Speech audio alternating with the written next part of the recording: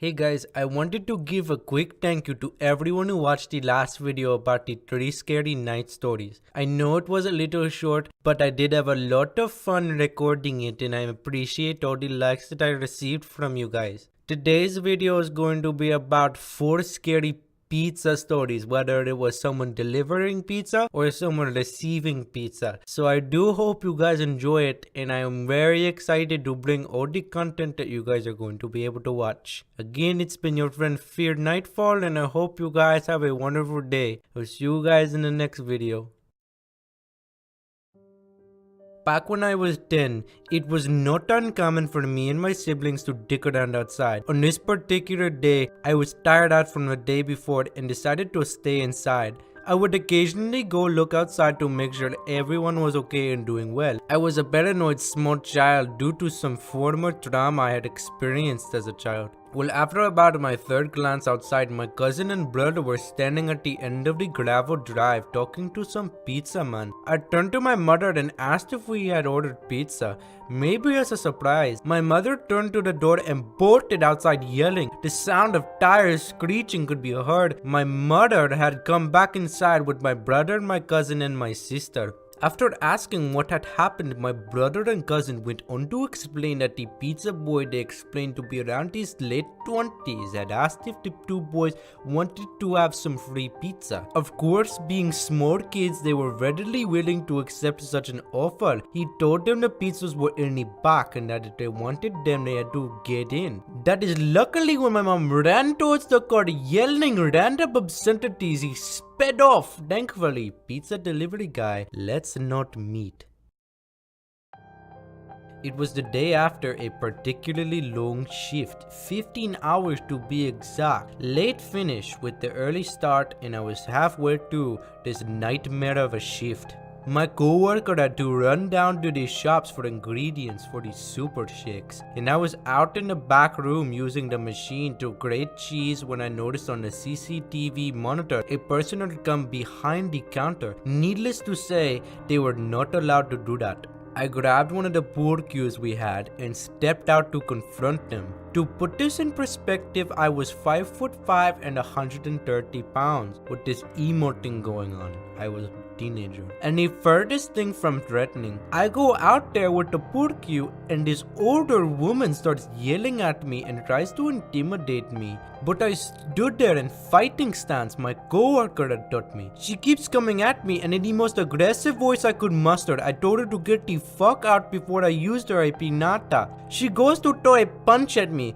I would like to say I ducked, but in all honesty I slipped. World's best luck as I hit her hard in the side with the purkyu. She must have not expected it as she got up and ran away while I yelled I was calling the cops. Which I did, and they did what they could. I have no idea what happened as they never got back to me. Seriously glad when the cops had left and my coworker finally got back. I just sat there sobbing until my replacement came 4 hours later.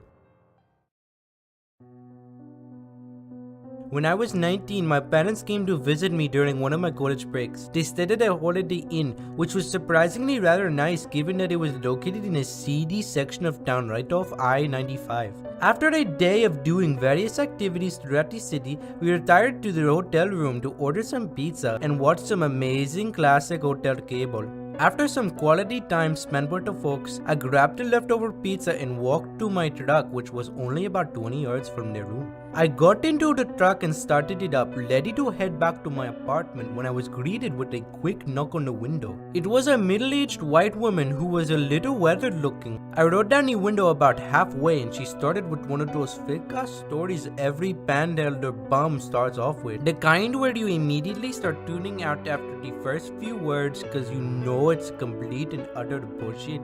I cut her off, blurting out some excuse to why I couldn't drive her to the gas station. She took it surprisingly well, then saw the pizza box sitting in the passenger seat. Her eyes brightened and she asked if she could have a slice. I told her no, that I didn't have much food and that I loved pizza. She then licked her lips and told me if you give me a ride to the store and a slice of pizza, I'll suck your dick. For whatever reason, I was completely flabbergasted by this random comment, and all I remember doing is grabbing a fistful of change out of my cup holder and basically chucking it at her as I drove off. Not sure why I reacted like that, lol. To this day, almost 8 years later, I'm still reminded of this encounter because I have a squeaky noise when I roll down the window on my driver's side because a coin got lodged in there when I threw the change.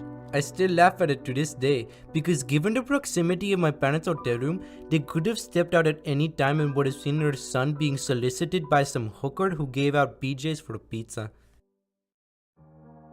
So a few weeks ago, I got a new job as a pizza delivery guy. Pretty cool, $8 an hour. So I'm told to go deliver a pizza to some apartment complex. Nothing out of the ordinary there. Upon knocking on the door, a pretty cute girl opens up and smiles. Suddenly, this delivery is turning out pretty sweet. I tell her the price and she says, yeah, I got the money in my room, and asks me to come in to wait. Now, on any other circumstances, I'd say no, because that's the smart and safe thing to do. But hell, this girl was cute.